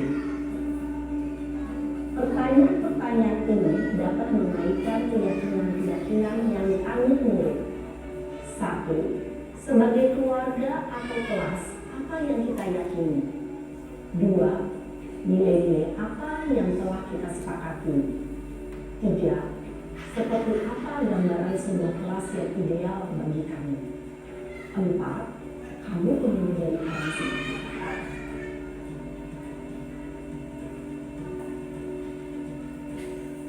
Dalam menerapkan segitiga restitusi, perlu memperhatikan beberapa hal, yaitu 1. Perilaku yang salah perlu dikaitkan dengan nilai-nilai atau keyakinan-keyakinan yang telah disepakati atau dituju. 2. Kesediaan orang yang melakukan kesalahan untuk memperbaiki masalah. 3. Pemecahan masalah sebisa mungkin relevan atau memiliki hubungan dengan masalah yang ada. 4. Usaha. Perlu adanya suatu usaha perbaikan dari pihak yang berbuat kesalahan. 5. Waktu. Perlu mendedikasikan waktu dari pihak yang berbuat kesalahan. Tanyakan kapan akan mulai melakukan usaha untuk memperbaiki masalah. Dengan memahami struktur penerapan segitiga restitusi, diharapkan guru dapat menerapkan posisinya sebagai manajer dengan mengajukan pertanyaan-pertanyaan bermakna yang dapat membuat guru menjadi lebih percaya diri, bertanggung jawab, dan mandiri. Nah, ibu bapak guru, perlu tidaknya mengikuti ketiga tahapan dalam segitiga restitusi bergantung pada ringan beratnya suatu permasalahan. Misalnya, bila permasalahan tersebut ringan, maka tidak perlu dijalankan secara berurutan. Bahkan bisa semudah menanyakan apa keyakinan yang kita sepakati. Dengan menjalankan segitiga restitusi, dengan mengajukan pertanyaan-pertanyaan bermakna, diharapkan murid menjadi lebih kuat secara pribadi, dapat membuka wawasan hidup agar dapat menyelesaikan permasalahannya sendiri, semakin percaya diri, mandiri, dan bertekad. Salam dan bahagia, ibu bapak guru hebat.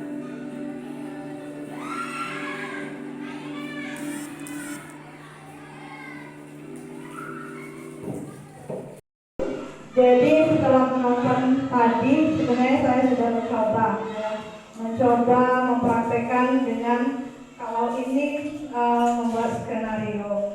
Jadi ada satu kasus anak yang bertengkar. Ini juga sudah saya masukkan ke YouTube. Kebetulan pada saat itu saya sedang sakit pinggang. Jadi anak itu saya minta ke rumah untuk mempraktekkan segitiga restitusi. Dan alhamdulillah dampaknya bagus ya. Jadi setelah saya ngajak ngobrol anak-anak Eril, dia merasa tidak dihukum, tapi merasa diberi pemikiran untuk menyelesaikan masalahnya. Itu saja Bapak Ibu yang saya sampaikan tentang materi budaya positif. Silakan kalau misalnya Bapak Ibu ada yang mau ditanyakan, nanti silakan Pak Marwan. Bapak Ibu yang kami hormati, demikianlah acara inti penyajian materi tentang menumbuhkan budaya positif di sekolah yang dikemas dalam seminar mini yang telah disampaikan oleh Yang Terhormat Ibu Era Kurnianingsi. Bapak Ibu kami aturkan terima kasih. Baik Bapak Ibu yang kami hormati, untuk rangkaian acara yang kelima itu forum tanya jawab. Jadi kepada Bapak Ibu peserta seminar yang sudah menyimak dari beberapa jam yang lalu, lame ya penyampaiannya. Jadi kalau ada kurang atau kurang paham dan lain sebagainya di termen tanya jawab ini, kami persilakan untuk mengajukan pertanyaan. Dan kalau baca kuliah apa itu tambahan berbagi ilmunya, waktu depan kami persilakan. Jadi pada yang bertanya kami persilakan. Nah, kepada Ibu siapa dulu? Ibu Dian. Jadi kepada Ibu Dian kami persilakan untuk mengajukan pertanyaannya kepada narasumber kita. Assalamualaikum warahmatullahi wabarakatuh. Salam guru penggerak. Saya Kirnarsi, saya perwakilan dari SDIT Harum Cerdas. Saya ingin bertanya. Pertanyaannya adalah, apa saja contoh budaya positif yang dapat dilakukan di sekolah? Dan bagaimanakah cara mewujudkan budaya positif di kelas dan di sekolah tersebut? Itulah pertanyaan saya. Sekian, terima kasih. Jadi kepada Ibu narasumber kami persilakan untuk menjelaskan atau menjawab dari pertanyaan Ibu Dian. Terima kasih Pak Nawawi ya sebagai pemandu acara. Jadi Bu Dian, salam kenal Bu Dian karena baru hari ini berjumpa dengan Bu Dian. Kalau dengan Bu Umi sudah lama. Pertanyaannya, terima kasih. Budaya positif apa yang harus kita tentukan di sekolah? Seperti yang saya jelaskan di awal tadi, sesuai dengan kurikulum Merdeka Belajar, yaitu budaya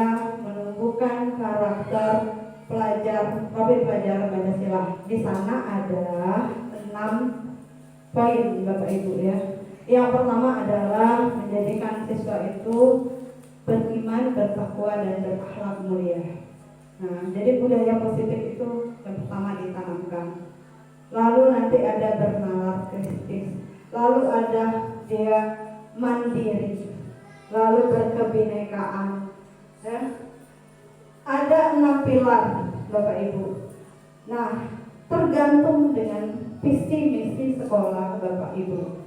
Misal di visi misi itu sudah tergambarkan karakter Pancasila tentang beriman dan bertakwa. Bapak Ibu buat kegiatan yang menunjukkan kegiatan yang menumbuhkan iman dan takwa. Misal dengan pagi hari memurojaah anak membaca surat-surat pendek. Itu untuk di SDIT biasanya seperti itu. Karena saya punya pengalaman mengajar di SDIT, itu murojaah surat-surat pendek atau mahfuzat ya, bahasa Arab. Mahfuzat bahasa Arab ya pada anak. Lalu anak-anak dibiasakan juga berdoa, ya kan? Baik itu sebelum dan sesudah, menghafal doa untuk kedua orang tua. Lalu anak juga, kita kalau di SD itu biasanya ada praktek sholat Bu ya, benar Bu Dian ya? Nah itu mungkin awalnya terpaksa. Akhirnya menjadi sebuah kebiasaan. Nah itu. Lalu yang selanjutnya budaya positif, misal mandiri. Ya, anak-anak mandiri kita biasakan ketika pagi hari anak-anak SD kita harus cerdas itu baru kelas 1 Bu ya ada, atau sudah kelas 2 masih tingkat dasar ya. Sekarang kelas rendah maksudnya ya, kan ada kelas tinggi, ada kelas rendah. Pada kelas rendah bisa dibiasakan dengan mereka ketika dia melepaskan sepatu misalnya. Setelah melepaskan sepatu, meletakkan sepatu ini ke rak sepatu sendiri, lalu pulang nanti memakai sepatu sendiri, itu mandiri. Lalu mereka juga belajar bagaimana ketika mau melaksanakan sholat itu menggunakan alat sholatnya sendiri. Nah, itu budaya-budaya seperti itu. Nah, pembiasaan-pembiasaan ini memang berangsur, perlu waktu, perlu kerja keras. Oh, tidak bisa merubah anak yang istilahnya tuh dari merangkak langsung berdiri. Tidak. Ya, itu contohnya Bu Dian. Lalu itu sesuai tidak dengan visi? Nah, saya yang sesuai dengan visi itu tentang IT. Ya, menjadikan anak-anak paham IT misalnya itu. Nah, budayanya adalah apa? Ketika Bapak Ibu mengajar di kelas, Bapak Ibu gunakan agar menjadi contoh. Itu budayanya. Nah, budaya positif sudah terbentuk, insya Allah kelasnya akan nyaman. Bapak Ibu akan masuk ke dalam kelas yang anak-anaknya sudah punya keyakinan. Nah, yang kalau kita masuk ke kelas masih kacau, masih pusing, itu budaya positifnya belum tumbuh. Nah, jadi kalau Bapak Ibu nanti pulang ke sekolahnya, budaya positif yang mana? Ya itu tadi, karakter, profil, pelajar Pancasila, kemudian gitu. Kalau bisa nanti ketika membuat visi misi, profil pelajar Pancasila itu dimasukkan ke dalam visi misi sekolah. Ya. Agar nanti kegiatan-kegiatan sekolah bisa menyesuaikan dengan visi-misi tersebut. Apalagi satu lagi pertanyaannya itu budaya. Cara tadi sudah ya, sudah terjawab caranya ya. Paling tidak dengan pembiasaan itu. Ada lagi yang mau ditanyakan Bapak Ibu? Tidak ada, sepertinya sudah paham. Tinggal aksi nyata di sekolahnya masing-masing. Selamat dan terima kasih Bapak Ibu. Saya kembalikan kepada moderator agar bisa menutup acara ini. Oke Bapak Ibu yang kami hormati, alhamdulillah acara seminar ini dengan tema menumbuhkan budaya positif di sekolah sudah kita laksanakan. Kita ucapkan syukur walhamdulillah kepada Allah Subhanahu wa taala. Bapak Ibu kami hormati, kita kasih aplaus dulu untuk narasumber kita. Ibu, satu kata dari kami, Anda orang yang hebat. Bapak Ibu kami hormati, marilah sama-sama kita akhiri acara seminar mini ini dengan doa. Bismillahirrahmanirrahim. Alhamdulillahirabbil alamin. Allahumma shalli ala sayyidina Muhammad wa ala ali sayyidina Muhammad. Allahumma inna nas'aluka ilman nafi'a wa rizqan wasi'a wa amalan maqbula. Subhanakallahumma wa bihamdika nasyhadu an la ilaha illa anta nastaghfiruka wa natubu ilaik. Wa sallallahu ala nabiyyi wa ala alihi wa sahbihi ajma'in. Walhamdulillahirabbil alamin. Bapak Ibu, dengan berakhirnya doa tadi, maka berakhir pula acara kita pada saat ini. Kami selaku pemandu acara mohon maaf jikalau ada salah kata, tingkah dan lain sebagainya. Pada Allah kami mohon ampunannya. Billahi taufiq wal hidayah. Wassalamualaikum warahmatullahi wabarakatuh.